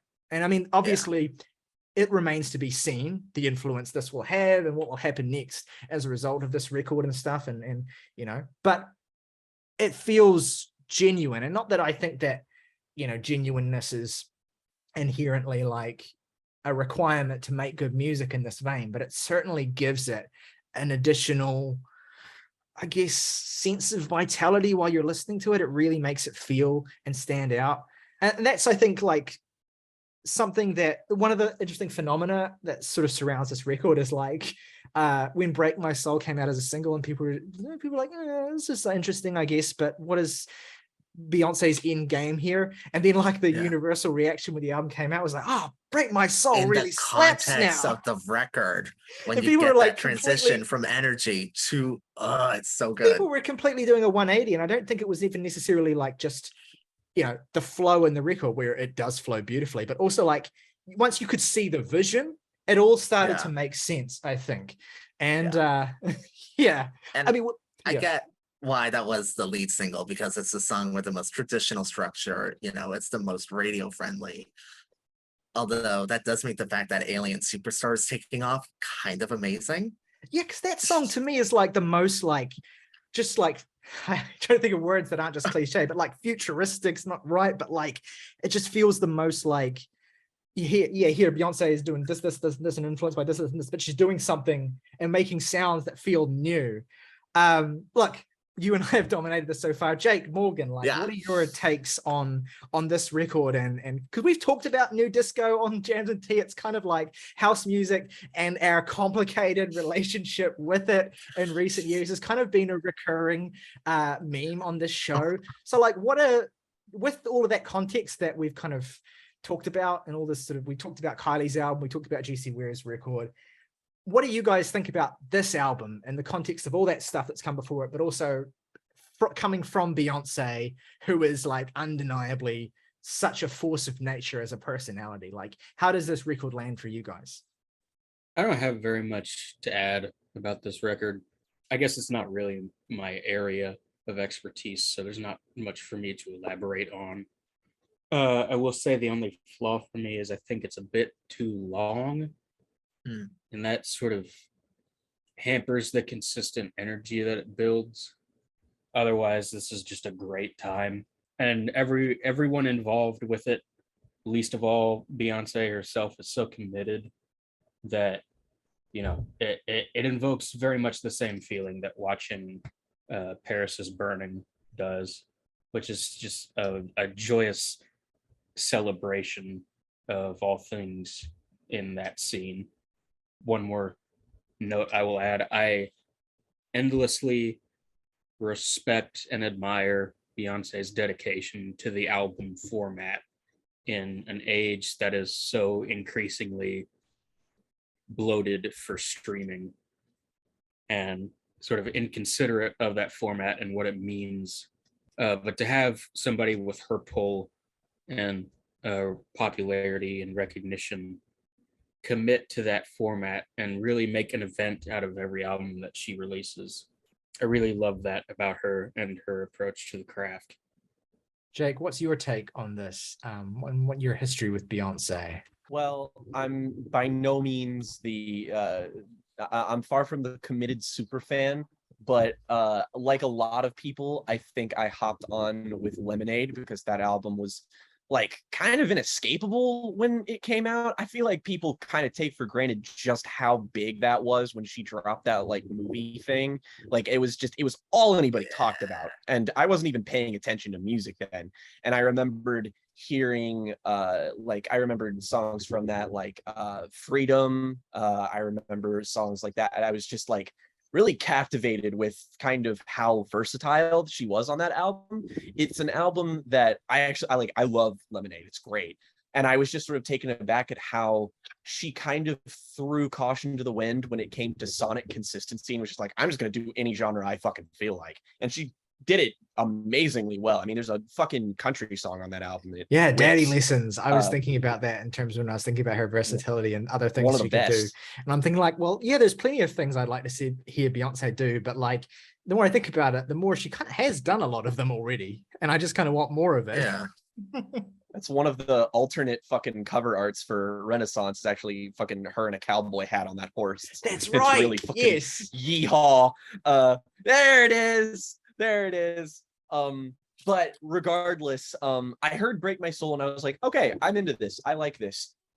Despite I know a lot of people give me shit for not being 100% into house music, but I like it when that's sort of an element of the sound, when that's kind of not in the foreground and that's just sort of in the mix with a whole lot of other different things, which I think is one of the greatest strengths of this record. I expected to like this album as a fan of Beyonce's music. I came away honestly kind of loving it. Look, yeah, Morgan is right. I do think that it is a 60-minute album that, you know, maybe shouldn't be 60 minutes. That said, I can't really say that the quality for any of the individual songs, you know, goes low enough for me to be like, oh yeah, just throw that out and it's a perfect album. It's like the dedication to the album format here is really something to behold. It's like it doesn't like seamlessly transition like it's one big piece of music, but it feels seamless while you're listening to it. It doesn't really, like, you kind of have to pay special attention to when certain songs will start up. And yeah, for as like single-minded as this could be in terms of like, oh, it's Beyonce, you know, just making like a really like, you know, just a really danceable record. She could do something that's very single-minded in approach and do it well. but I think that she takes her versatility as an artist with all of those genre leanings that she showcased on stuff like Lemonade, and then uses that in a more like concise and focused way to deliver something that feels honest to what this genre and this world of music exist as, but also to bring her own incredibly versatile spin on it. Like, you know, it begins and it kind of has that sort of sultrier like R&B kind of tone that she's got. And then, you know, later on, there's like an AJ Cook fucking beat on here. It's just like, oh, Beyonce does hyper pop, badass. And I have to say, part of the reason why I like this is that Beyonce is the star of the show here. But if we're gonna talk about a co-star, the co-star of this album is the motherfucking bass. Jesus Christ. Beyonce is a rich ass woman, and this is an album that could only be made by a rich ass woman because it sounds fucking expensive. And the bass on every single song is fat. It is funky, and It's fucks. Very, one could very say literally. one could say thick. I mean, yeah, and look, the momentum here is consistently maintained, and I gotta say, one thing I didn't really anticipate was just how relentless her dedication to utter tastelessness is on this album. Like, she is on one on here. She is first, like, in terms of like the greater world of music, if you're gonna make an album that's sort of inspired by the feeling that you got out of like quarantine and like post 2020 like if you're gonna do that, make an album that makes me feel happy instead of making me feel like shit for once. And then this seems to have done the trick because it manages to be imbued with a lot of like joy and energy and fun and love, and most prominently, sex. This is an album with one thing on its mind, and that is sex. I think that's really what's been undersold by so many quarantine albums, is how obscenely, embarrassingly, disgustingly, pitifully horny it made everyone. Including one of the richest and most influential artists on earth, who is just like, first of all, it's just like, I don't even, like, sometimes she could be playing with like perspective in her songwriting, but it just sounds like Beyonce wants to fuck everything on this album. Men, women, who gives a shit? As long as she's fucking, that's all that matters. It's Prince-esque. Like, there's that fucking paint the room pussy Prince pink. would have loved this album. Oh god, yeah, absolutely. Oh yeah. Oh, this is her dirty mind, for all intents and purposes. This is fucking. If Prince were alive, he would be on this album. Oh yeah, 100%, no question. I'm surprised she didn't like dig into like the archives of unreleased Prince shit and like buy it so she could like sample him on here or something, because it sounds like something that would work basically flawlessly. And like, again, this isn't always like my thing musically, but it's just done with such unparalleled fucking confidence that, like, again, most like albums that I love are often hampered by a 50-minute plus runtime, and that is really the only criticism I can level here. But again, there's never a moment where I'm not fully enjoying myself, and part of me feels like the almost fatigue you feel at the end is a very intentional stylistic choice, because, you know, if it's mimicking you going out and, you know, dancing all night at the club, you fucking feel like shit at the end of it because you're tired, you sweat a lot, and you probably need to go to Waffle House so you can eat something to absorb the hangover that you're about to get. You need to drink water. And there are, like, again, the genre blending here. There's never any one moment that feels like it's focusing on one thing and one thing only. And like, again, the credits for this album, like, all over the place. You got the Nile Rodgers guitars, you got like the A.G. Cook beat, like all kinds of cool shit that feels really modern, but simultaneously sticks it in this like abattoir of timelessness, to the point where, you know, there's some dance records that feel heavily indebted to the sound of, you know, the world that created them. This doesn't feel like it's going to be one of those records, and even if it is, 20 years from now, tell me to my fucking face a song like Virgo's Groove doesn't make you want to shake your ass. God, that song fucks. That is my favorite that's- song on the album. That's also and my it favorite. is mine as well. It It's- is Hey. unbelievably fucking fun. My That only qualm with that song is that it's not like 5 minutes longer. I know. I need and the it's a 15-minute 6-minute cut. song. Please, like honestly, like I don't even care that if it's like some songs on here are too long. I would still listen to a slightly longer version of it. And hell, even though it does like have that sort of problem, it hides so many great songs in the back half, especially the final 2 tracks, Pure Honey and Summer Renaissance, which are just fucking heat. And I also just I'm sure that some of it is very intentionally just like, single-minded horniness on Beyonce's part. But this album is this album's a riot. It's so funny. Like Beyonce is hysterical on this record, and I'm pretty sure she knows it, especially on songs like America's Got a Problem, which again, you see that title and you're like, oh, we're gonna get into to this aspect that maybe we haven't been talking, because like I don't want to say that this album isn't political, because I think another thing that Beyonce does a great job of is like, even though this is, a mindless dance album, it's not something that she, as like an artist, when constructing it, feels as though that is an excuse to make it less thoughtful when making it, because that's like with Lemonade too, is that's an album that's about a hell of a lot more than what it's about on the surface. Like how Cole mentioned, it's just like, it's about Jay-Z's infidelity, it's about her falling out from that and like trying to pick herself back up, but it's also about the larger context of Black women in America and how they've been treated by men. And I feel like this album too is sort of, it inherently draws from the subtext of queer history and, dance, which has always been a sort of haven for people. And I feel like it sort of takes that and pushes it to the forefront. But on songs like America's Got a Problem, it's just an excuse to kind of subvert your expectations when looking at a song title like that. And it's like, the problem that America has is that Beyonce is not fucking enough, goddammit, and she should be. And look, I'm not saying that this also feeds into a little bit of my it's no shocker to anyone that I have a bit of a complex when it comes to very powerful women. Beyonce is exploiting that complex on this album for the entire duration.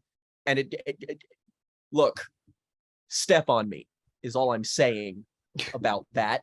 Where this album really like gets me, and like where I'm really like locked in, is like just the final 5 tracks on this thing, I think. Because my only issue with this album is that kind of it goes from, there's inconsistency isn't the right word in the early half, but it kind of like it shifts around in the vibe, and sometimes certain songs land for me much more than others. Slows down a little bit in the middle with the plastic off the sofa.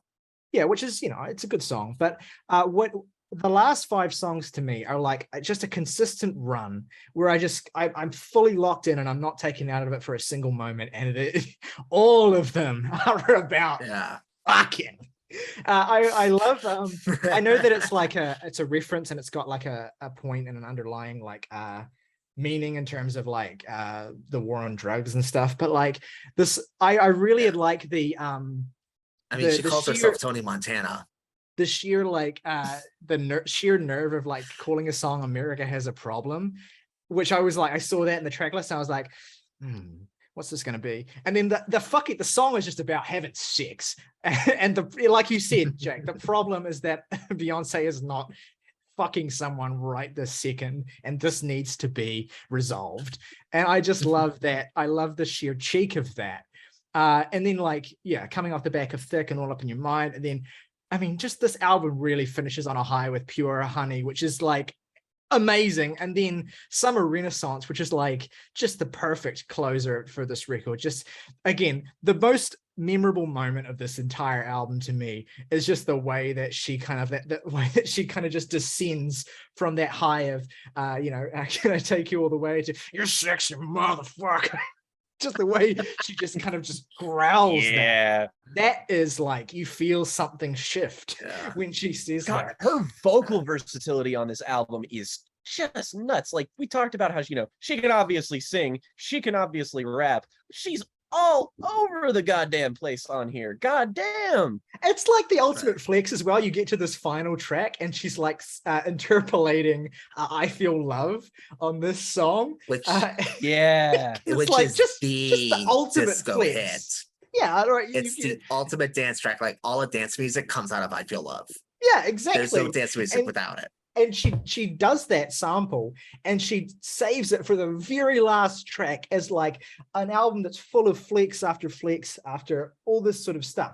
And it's just the ultimate one at the last kind of moment. And it's absurd. It's the sheer nerve of it is mind-boggling. And on top of that killer sample, she then asks for a round of applause. Which is well-deserved, then goes through, like a chant of response, almost gospel-like thing, before suddenly launching into every single haute couture name in the world, flexing on the fact that she can afford all this stuff, which, we all have that fantasy. I mean, look at how I'm dressed. I want to have that fantasy too. And that album really lets you feel that fantasy. But then to flex and say, oh yeah, my Birkin bags, fuck them. They're all in storage. I don't care. And that's the last, almost basically the last line of the record as well. So she's leaving you. The with last that. line of the album is "I'm in my bag." Yeah. Like legitimately. Look, no one should be allowed to be that rich, but she already is, so it's fine. She's the exception that proves the rule. That's Beyonce in a nutshell. Look, do I think the world would be a better place if Beyonce was president of the United States? Probably. We would be better off than we are now. Yeah. If like Ash's deadite hand from Evil Dead 2 that was lopped off was the president of the United States, we'd be better off. Look, so this album, if I can sum up, this album is essentially like, it is both the climax of, a long simmering revival and, well, not even necessarily a revival, but a kind of movement to prominence of very particular influences from the 70s and 80s. It's both the culmination of that and also one fell swoop type thing that renders all of it irrelevant. And so even if it's not my favorite album that kind of uses these kinds of aesthetics in the last few years, it still is undeniably the most definitive. And Beyonce has the cachet to pull that off, as well as not necessarily having to rely on that cachet for the album to do that. It actually lives up to it musically. So yeah, it's fantastic. Any sort of closing remarks you want to add on that, Cole? I mean, I think it's telling that a certain Canadian rapper rushed to release their house record before this came out and panicked. I mean, literally, like, time proximity is the only reason that conversations are even being had where these two albums are mentioned together. They're like completely just from different worlds.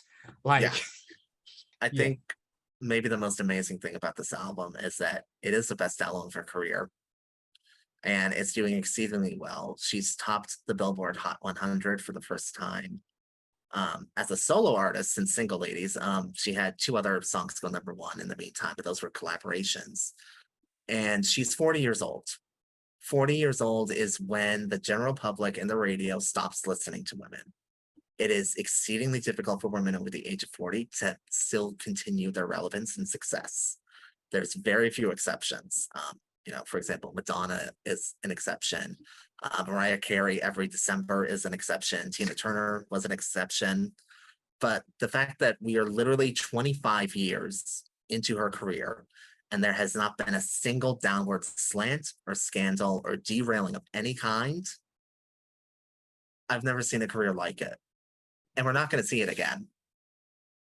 all right, let's finish up then and do our favorite tracks, 3 favorite tracks, least favorite if we have one. I know some of us won't.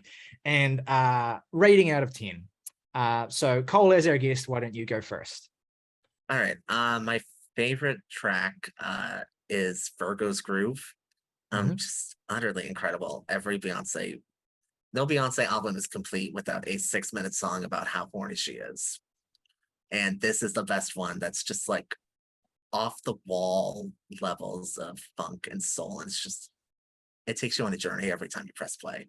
And then my second favorite is Summer Renaissance.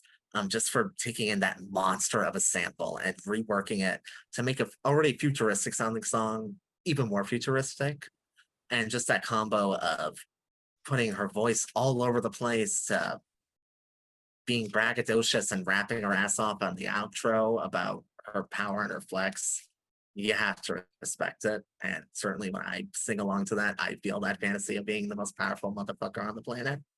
And then my third favorite, and honestly, third favorite, like keeps on spinning in and out in every single direction because every time I listen, my opinion on what the third best song is changes, or the second best even. But I would say my third favorite at the moment is Pure/Honey. Just for the utter dedication to the ballroom fantasy, even sampling Kevin Aviance and Moy Renee, two legendary drag performers. And it's just such a great, fun song to listen to. Both halves are just incredible. And rating, yeah, I'm the super fan here, but I'll admit it's a 10 for me. Tens across the board. I mean, Beautiful. you came in at the right time. Yeah, I figured this would be the perfect time to make my debut on the podcast. Absolutely. But this album makes me feel like I'm home. And that's the way that I have not felt about music in a long time. Yeah, 100%. My three favorite tracks are, Virgo's Groove, Summer Renaissance, and honestly, I was going to say Pure Honey as well, but it could be that as much as it could be Alien Superstar or Break My Soul. Like those are all the songs I've given like at least like a 9, which is but yeah, the whole album's great. I give it an 8 out of 10. Fantastic record. Least favorite, if I had to pick one, would be I'm That Girl, but I mean the album has to start somewhere. Right. Yeah. Morgan. I am very into Virgo's Groove, but that's gotten a lot of love and it will continue to. So I will shout out, Summer Renaissance, Break My Soul, and Cuff It. Oh yeah, Cuff It's really good too. Admit I you. love yeah. that song. Yeah, sick Great. song. Least favorite is probably Church Girl, but there's not really any misses here. It's just, varying degrees of what is your jam. And overall, I will give this a 7.5. All right, Jake. 3 favorite tracks, not gonna stray from the pack here. Virgo's Groove, probably Alien Superstar, which I didn't mention this, but a lot of this album actually reminds me a lot of David Bowie in approach, in sound. I mean, down to Nile Rodgers. This is Beyonce's Let's Dance if Let's Dance was actually not Blue-Eyed Soul and actually appealed to the actual parts of the genre that are more authentic. So yes, and I'll say I'll be the one to shout out Break My Soul. I liked that single when it came out and it only got better in the context of the record. So yes. Least favorite, I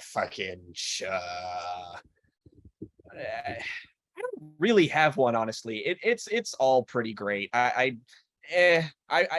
It's an album that, it's too long, but also I can't take anything off of this. I give it an emphatic 8 out of 10.